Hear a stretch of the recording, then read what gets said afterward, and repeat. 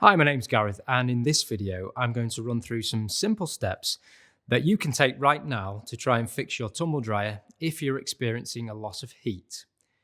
I'll run through a couple of scenarios that may be affecting your tumble dryer and try to get you back up and running.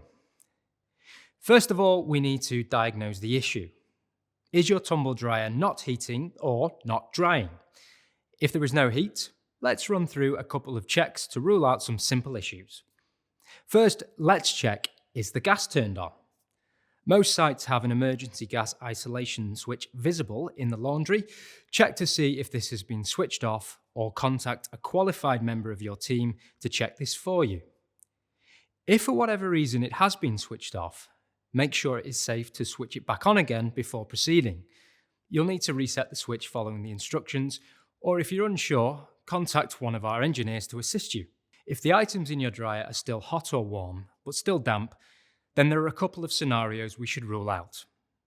Firstly, was the right washing machine program selected? Delicate cycles only spin at half speed compared to cottons, which would lead heavier items such as towels too wet to dry in one cycle time.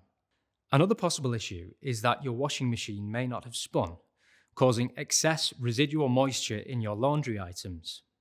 If this is the case, watch our troubleshooting video about how to resolve a washing machine spin fault. If you're using a condenser dryer, we would recommend checking the condenser heat exchange unit. Is it clean and free from lint? If not, this is something that you'll need to do. To complete this, simply remove the unit. No special equipment is needed to clean the lint. Simply clean under a shower head or outside with a more powerful hose pipe. I hope we've managed to get your dryer back up and working. But of course, if your issue still persists, get in touch with the team and we'll send out one of our qualified engineers to investigate for you. Thanks.